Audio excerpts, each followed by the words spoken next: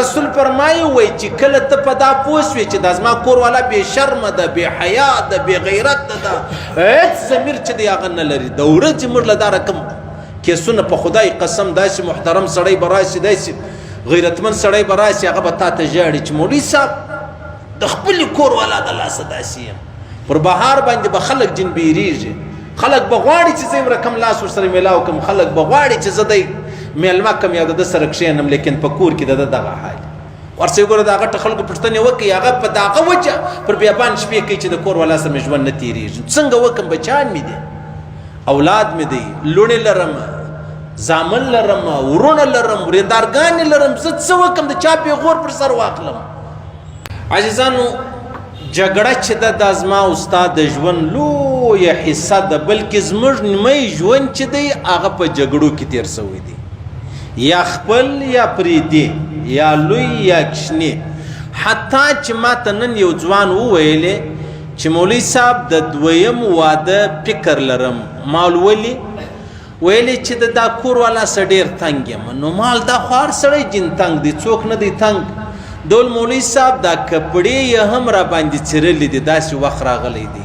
داسې وخت راغلی دی چې ما د کور بجای خالص د خپلې کور والا د وجې ما بل ځای شپې ورځې تېرې کړي دي وږی به هم وم تږی به هم ومه صرف په دې خاطر چې دا کور والا زما سره سمه ګزاره نه کوي ما ول ته خو ځان ته به یو قصه وایم ما ته د ښار دومره محترم سړی رالی دومره محترم سړی چې په خدای قسم چې دا موږ ته ناست خلک یو په دې کې به سم نیمۍ بلکې تر هغه زیات پر لاس مچه کې ورته وایي چې ما ته دعاوې کوه هغه ما ته وژړل مولوي صاحب دا کور والا ما ته داسې ښکنځاوې کوي لکه چې یو سړی په جنګ کې پښتانه څنګه ښکنځاوې سره کوي ستا څه وڅه ستا ورونه به زه ستا څه وڅکم دا ستا پښې به زه څه وڅکم په تا باندې وایي زما بچیان هم ناست دي حالانکې ځوانان بچیانې دي زما لوڼې هم ناست دي بس راسم خالي والله ته وژاړم چې یا الله په څونه لوی مشکل کې دی اچولی یم په څونه لوی مشکل کې دی اچولی یم ول په 3 کاله هم دې زنانې والله که ما ته ځان رانږدې کړی دی چې زه هر څه ورته ووایم چې مه کوه مه کوه مه کوه دا وایي یا داسې نشي کېدلی تی نارینه خورا غښتلی یاست وایي تی خورا پر موږ باندې زورور یاست اوس د دې خرې د دې بېوقوفې د دې بېعقلې دا خیال دی چې دی نارینه پر موږ ځان زورور کوي نو راسه زه به ځان زورور کړم زه بیا و دا رقم وشنو خرو ته وایم د بېعقل ښځې نجونې نه دي زه دا ورته وایم چې ای بېوقوفې چې کله کونډه سي بیا د عیده پرسې د هغه بعد هم لاسونه نه سره کوي وایي یا زما خاوین مړ سوی دی ته خو هغه ظالمه ولې چې د خاوین دې ځوان ما ته ویلې ده چې محترم سړی ما در وښود ول په خدای قسم یو وخت یو ځای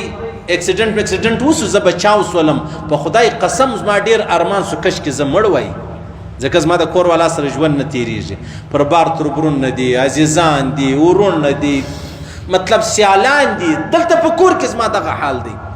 ول کله کله ډېر د خیال کور ته وختي راسم چې یاره کور ته ولاړ سم کور والا به یو سالن در پوخ کې یو چای به در پخې کې یو پکوړې و څه سموسې به در پخې کې څه به مطلب دا اوټینګ څه دی زه به کور ته وکم وختي ناوخته روان یم نن به وختي ولاړ سم وایي په خدای قسم هغه کور پر ما باندې اور کې زه پر ځان توک کم چې زه ولې نن وختي رالم زه به ماښام راغلی وای ټول کشنیان به بیده وای زه به راغلی وای او داسې نه چې دا سړی چې دی هغه ډېر بد سړی دی یا بېکاره دی بدلارې دی یا نه محترم سړی دی الله رب العزت داسې بې شرمه بې حیا ورباندې واړوي چې بیا د ده ژوند چې دی هغه د اور مطابق چې لکه په اور کې چې ژوند تېروي د دې ځای څه زموږ دوی جګړې چې دی هغه شروع شولې دلته د الله رسول فرمایي وایي ګوره ته که ته ناحقه یې د الله رسول فرمایي ته ناحقه یې ته پر باطل یې ته دا جګړه مه کوه لکه دې زنانې ته به زه دا ووایم چې حالانکې ته پر ناحقه یې پر باطل یې ته دا جګړه مه کوه د الله رسول فرمایي په جنت کې د ډېر شانداره کور ذمواري دي زه اخلم زه انا زعیم زه ذمواره یم ستا د دې خبرې چې الله به وتا ته یو ډېر شانداره خوندور جنت چې دی هغه درکوي د دې ځایه څه زموږ جګړې شروع شولې بیا پسې ځه ورونه دې څه وایي خویندې دې څه وایي پلار دې څه وایي مور دې څه وایي کور والا خو اوله سړی و چې ما درته وکړله بیا چې خاص کر کم څوک 2 3 ودونه لري یعنی په زرو کسانو کې نه په 1,00,000 کسانو کې کچا ودونه ډیر درلود دی وسړي خبره ومنه چې زما ژوند خوشاله دی دا 99,999 کسانو خبره به نه مني چې ګر سره قسم درته وکړه به نه مني اذان ته بیا بل یو فلسفه د چې دې سره جوړه کړې زه ډیر خوشاله یم زه ډیر خوشاله یم